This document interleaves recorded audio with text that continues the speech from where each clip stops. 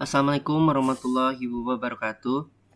Perkenalkan, nama saya Fahmi Al-Qadar, NPM 22122410911, mahasiswa program Pasar Sarjana Universitas Sangga-Buana IP KP. Akan membahas tentang Green Infrastructure Management sebagai tugas mata kuliah tengah semester saya. Pendahuluan.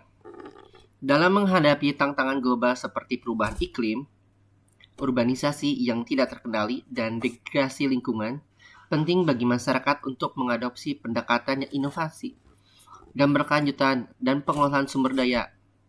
Dengan mata kuliah Green Infrastructure Management memberikan wawasan strategis untuk memahami dan menerapkan konsep infrastruktur hijau sebagai solusi mengatasi berbagai tantangan tersebut. Infrastruktur hijau tidak hanya berfungsi sebagai alat dan mengelola lingkungan secara efektif, tapi juga menciptakan nilai sosial dan ekonomi yang signifikan. Adapun topik pembahasan, terdapat 5 topik. Yang pertama adalah Green Infrastructure. Topik kedua adalah Green is the New Grey.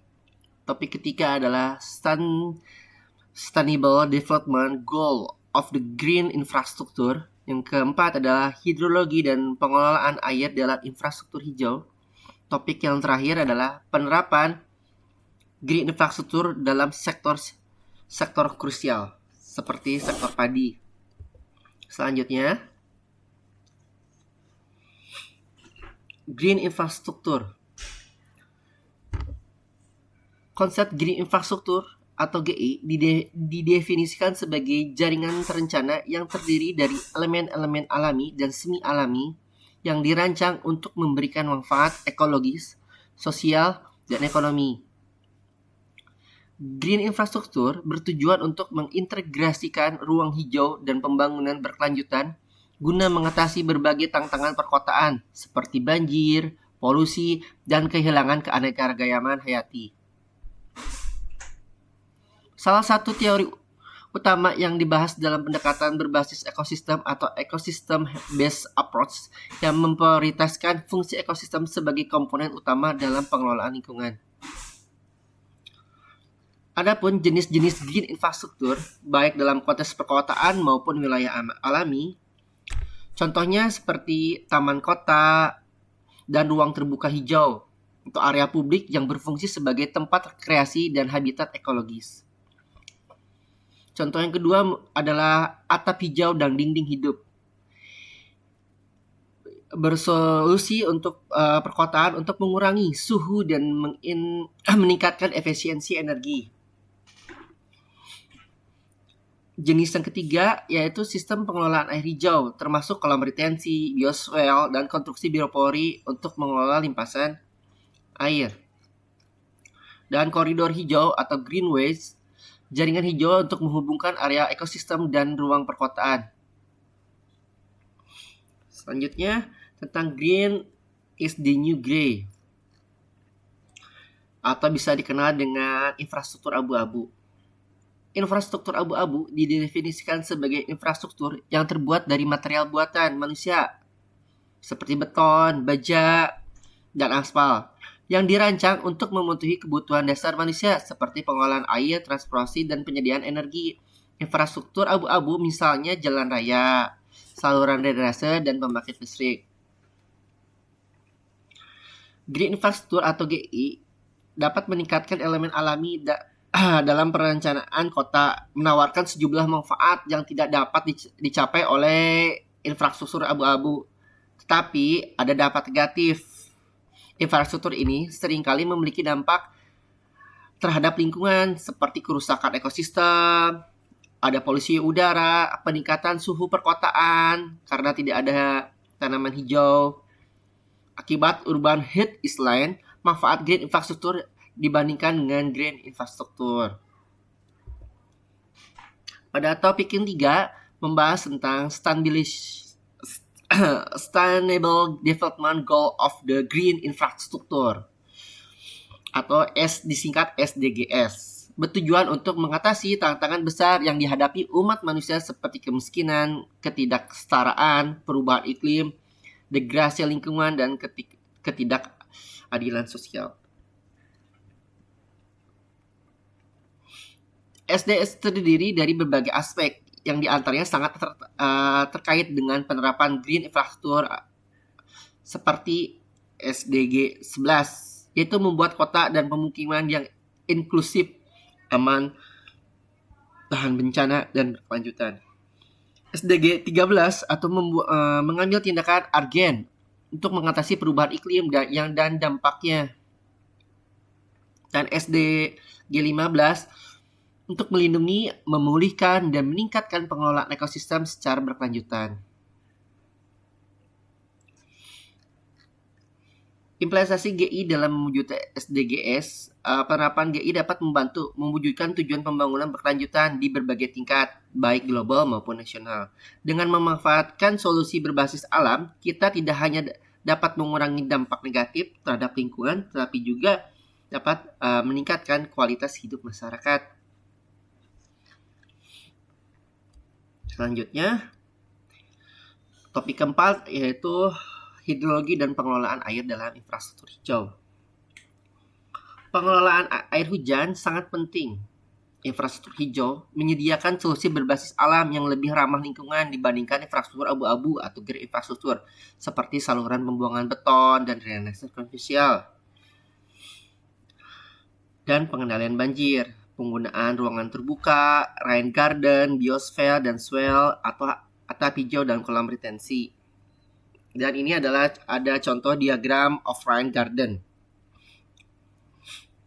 Jadi air hujan itu jatuh masuk ke tanah, ke tumbuh-tumbuhan, dan diserap oleh tanaman, masuk ke dalam tanah, dan masuk ke solokan. Seperti itu, kurang lebih.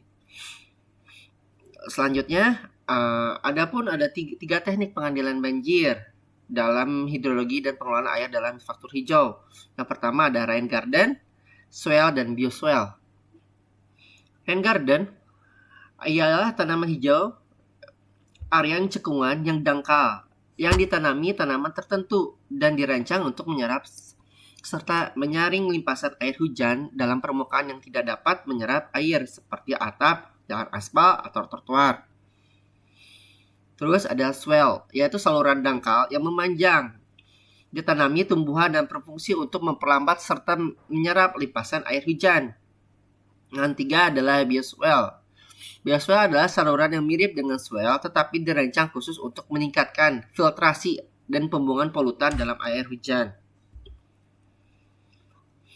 Adapun jenis, prinsip, dan langkah manfaat. Jenis rain garden, pertama rain garden perumahan. Tanaman hujan berukuran kecil di halaman rumah untuk mengenangi air hujan dari atap, jalan masuk rumah, membantu mengurangi genangan di sekitar rumah. Prinsip desainnya, intervalasi penyimpanan dirancang untuk menampung air dalam jumlah tertentu dan memungkinkan air tersebut meresap ke dalam tanah secara perlahan. Adapun langkah desainnya, yang pertama, identifikasi lokasi terlebih dahulu. Terus kita harus menentukan ukuran dan kedalamannya. Terus kita harus memilih tanaman yang tepat dan penggalian tanaman dan penanaman tanaman tersebut. Manfaatnya dapat mengurangi banjir, membantu mengurangi limpasan air langsung ke saluran drainase atau saluran sungai. Untuk swale, jenisnya seperti grass swales yang ditanami rumput atau tumbuhan rendah yang dapat membantu memperlambat dan menyerap air hujan. Prinsip desainnya, kemiringan ringan. Swale biasanya memiliki kemiringan yang landai agar air dapat mengalir perlahan dan menyerap sebagian air ke dalam tanah. Langkah desainnya, pemetaan aliran air, perhitungan kapasitas airnya, penggalian, dan penanaman. Adapun manfaatnya dapat mengurangi risiko banjir. Terus swale itu dapat mengarahkan dan dapat memperlambat aliran air area yang lebih aman atau area serapan. Yang ketiga ada bioswale. Jenisnya biosfer alami dan struktural. Biosfer alami menggunakan tanaman lokal dan dibuat dengan desain minimalis namun efektif.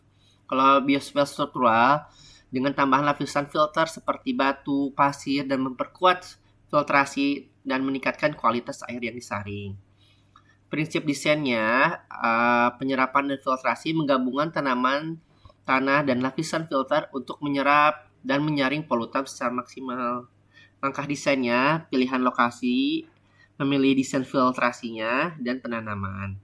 Manfaatnya, dapat menyaring polutan yang efektif. Biospel mampu mengurangi polutan. Selanjutnya adalah topik kelima, penerapan green infrastruktur dalam sektor pertanian. Pada topik ini membahas penerapan green infrastruktur dalam sektor-sektor yang sangat penting untuk ketahanan dan keberlanjutan, yaitu sektor pertanian yang berkelanjutan dan perancangan kota yang mampu beradaptasi terhadap perubahan iklim. Penerapan green infrastruktur dalam kedua sektor ini sangat penting untuk menghadapi tantangan perubahan iklim dan meningkatkan ketahanan lingkungan. Penerapan green infrastruktur dalam sektor pertanian dan perancangan kota yang tahan terhadap perubahan iklim sangat penting untuk menghadapi tantangan lingkungan yang semakin besar dalam sektor pertanian. GI membantu menciptakan sistem pertanian yang lebih berkelanjutan dan dapat beradaptasi dengan perubahan iklim. Dengan menerapkan konsep green infrastruktur tersebut, konsepnya seperti agroforestasi, yaitu sistem yang memadukan tanaman pangan dan pohon untuk meningkatkan produktivitas lahan sekaligus melindungi lingkungan. Terus, sistem irigasi berkelanjutnya. Irigasi hemat air seperti drip irrigation untuk mengoptimalkan penggunaan sumber daya. Ada kolam retensi dan kanal alami yang diterapkan untuk mengurangi risiko banjir dan peningkatan area cadangan air, dan konservasi tanah. Sistem yang memadukan tanaman, pangan, dan pohon untuk meningkatkan produktivitas lahan sekaligus melindungi lingkungan. Kesimpulannya, mata kuliah Green Infrastructure Management ini memberikan wawasan yang sangat berharga bagi saya dalam memahami berbagai green infrastruktur dapat diterapkan untuk menciptakan lingkungan yang lebih berkelanjutan.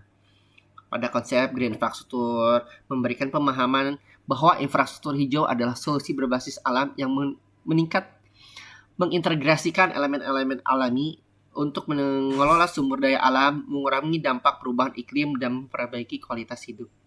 Pada topik kedua, Green is the New Grey. Green infrastruktur yang mengendalikan solusi berbasis alam, GI lebih ramah lingkungan, lebih efisien, dan mengelola air lebih berkelanjutan dalam jangka panjang dibandingkan dengan infrastruktur yang abu-abu.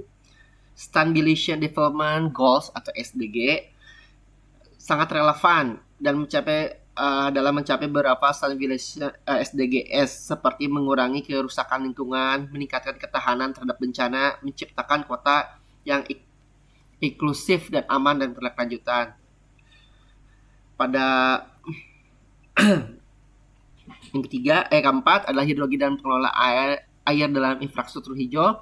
Pengelolaan air menjadi salah satu fokus utama dalam penerapan GI, terutama dalam mengatasi tantangan seperti banjir rob melalui penerapan elemen green infrastruktur seperti rain garden, biosphere, dan kolam retensi yang tadi disebutkan. Kita dapat mengelola aliran air hujan dengan cara yang lebih alami.